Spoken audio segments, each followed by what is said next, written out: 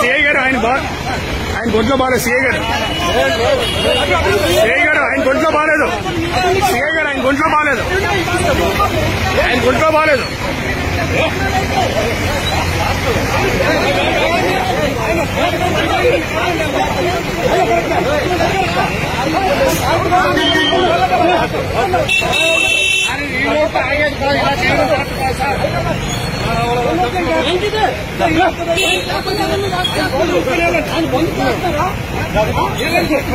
Sir CI గారు ఆయన బాగాలేదు, ఒంట్లో బాగాలేదు.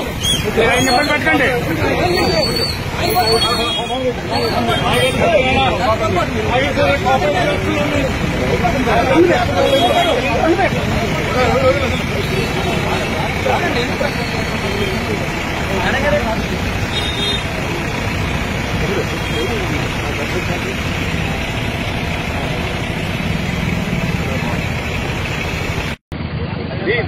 అక్కడికి వెళ్ళి ఏం చేస్తారో ఎవరు మిస్టేక్ కూర్చున్నారు.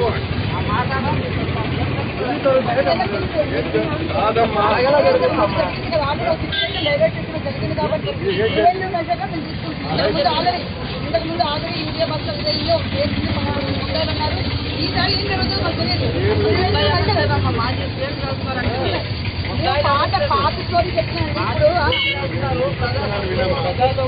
నేనేమంటున్నానంటే మీరు అనుకోని మమ్మల్ని ఇచ్చేస్తారని నేను అనుకోని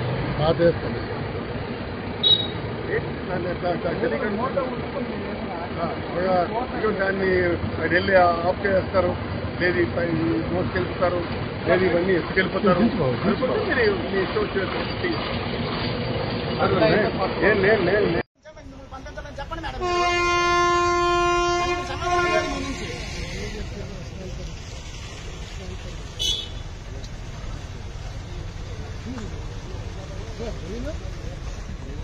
రైతులు ఎప్పుడు కష్టమేనా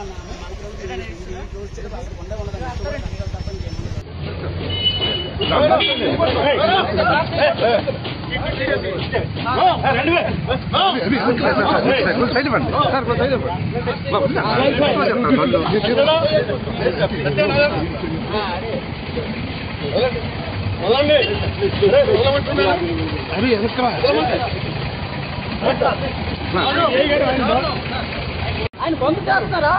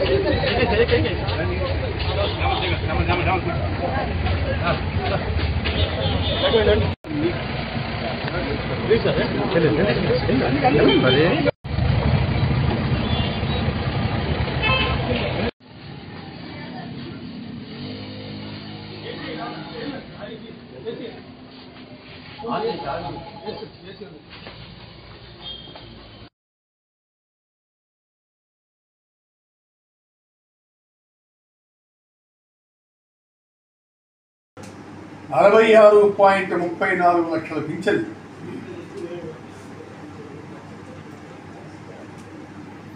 2025 ఆగస్టులో ఇచ్చిన పెన్షన్ 62.19 లక్షలకి.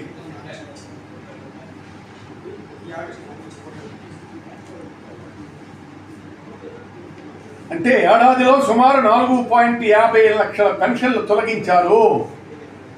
Note it down. 4.50 లక్షల పెన్షన్లు తొలగించారు. ప్రతి జిల్లాలో వేల మంది పెన్షన్లు తొలగించడానికి నోటీసులు ఇవ్వడం జరిగింది.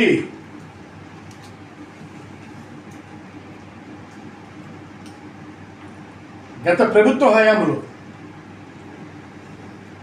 ప్రతి ఇంటికి పారదర్శకంగా పింఛన్ల పంపిణీ జరిగింది. నెల వస్తుందంటే పింఛన్దారులు సంబరాలు చేసుకున్నారు.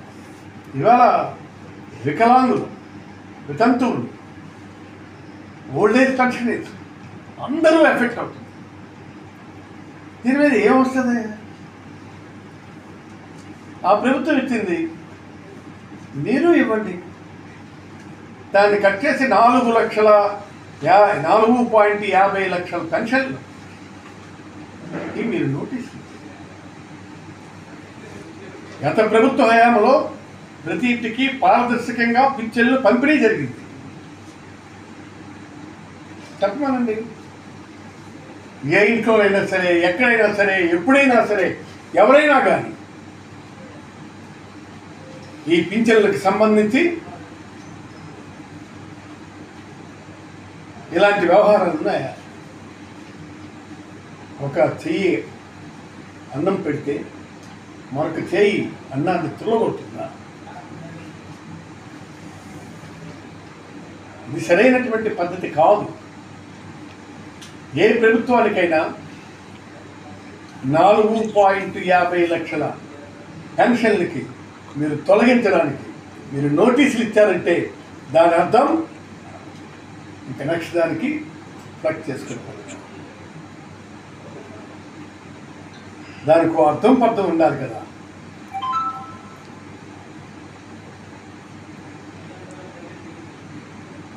ఈ పెన్షన్ తొలగించడం మూలంగా పెన్షన్ల ద్వారా బ్రతకాలనుకున్నటువంటి వాళ్ళు బ్రతుకేమిటి?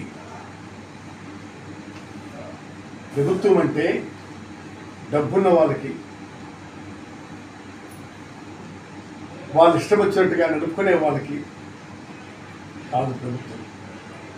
ప్రభుత్వం అంటే చావలేక, చేయలేక, జీవితాన్ని దుర్భరమైనటువంటి పరిస్థితుల్లో గడుపుతున్నటువంటి వాళ్ళకి ప్రభుత్వం అందివ్వడమే ప్రభుత్వం లక్ష్యంగా పెట్టుకున్నారు ఆనాడు జగన్మోహన్ రెడ్డి గారి పైన. ఈనాడు మీరేం చేస్తున్నారు? ఈనాడు మీరేం చేస్తున్నారు చెప్పండి. పక్కాగా మేము ఇచ్చాము అని చెప్పండి. మనం ఈ కార్యక్రమం చేసామని చెప్పండి.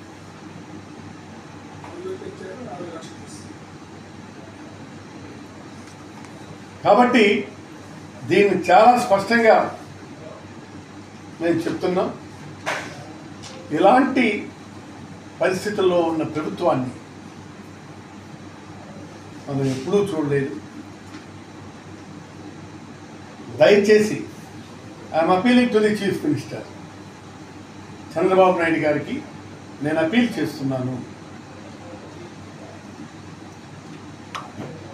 ఈ 4,50,000 పెన్షన్ తిరిగి పునరుద్ధరించమని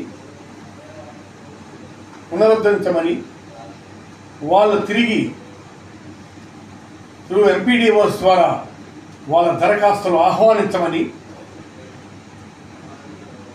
ఆహ్వానించమని మనస్ఫూర్తిగా కోరుకుంటున్నాను. రైతుకు అవసరమైనటువంటి ఎరువులు, పురుగు మందులు అందించవలసిన మంత్రి 240 కోట్ల కుంభకోణం మాత్రం ముందున్నారు.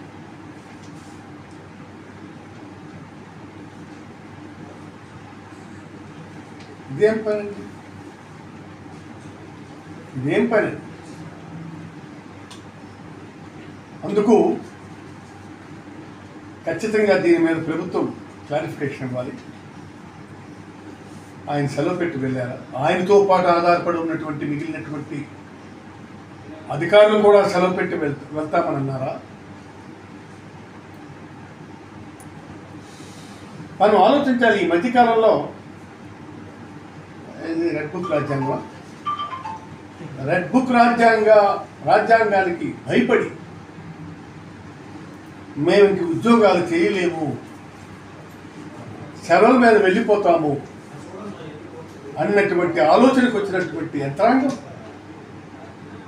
ఈ విధమైనటువంటి పరిస్థితులు వస్తే ఎవరు ఏం చేస్తారు? పోలీస్ డిపార్ట్మెంట్లో తిరుగుబాటు వచ్చనే వచ్చింది. రెడ్ బుక్ రాజ్యాంగం మీదను పోలీస్ డిపార్ట్మెంట్లో తిరుగుబాటు రానే వచ్చింది. ఇక మిగిలినటువంటి